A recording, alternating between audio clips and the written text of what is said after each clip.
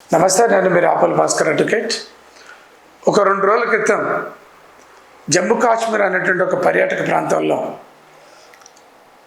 మన దేశానికి సంబంధించినటువంటి అనేక మంది టూరిజం పర్పస్లో అక్కడికి పోవటం అనేది జరిగింది.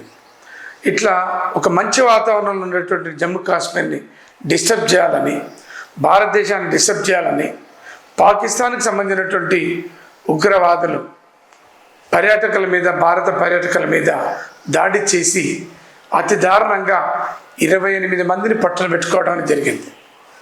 ఇప్పుడు గతంలో ఉండేటటువంటి జమ్మూ కాశ్మీర్ వేరు, ఇప్పుడు ఉండేటటువంటి జమ్మూ కాశ్మీర్ వేరు.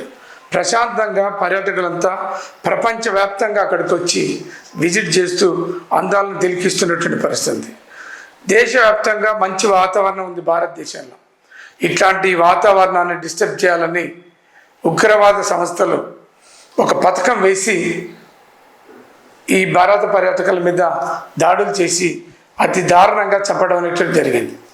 వాటన్నిటిని కూడా అట్లాంటి ఉగ్రవాద సంస్థలు చేసినటువంటి ఈ దాడిని దేశవ్యాప్తంగా న్యాయవాదులు, ప్రజాస్వామ్యవాదులు, లౌకికవాదులు అందరూ కూడా ఎక్కడికక్కడ ఖండించడం అనేది జరిగింది.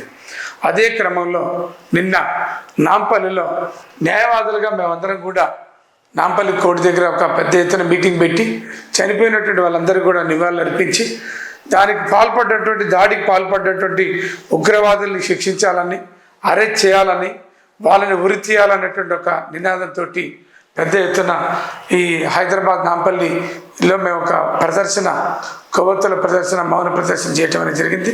ముఖ్యంగా భారతదేశం బాగుండాలని, జమ్మూ కాశ్మీర్లో విజిట్ చేసేటటువంటి టూరిస్టులు అందరికీ కూడా రక్షణ కల్పించాలని చెప్పేసి ప్రభుత్వాన్ని మనందరం కోరుకుందాం. కావాల్సినటువంటి రక్షణ కల్పించాలని డిమాండ్ చేద్దాం. Thank you.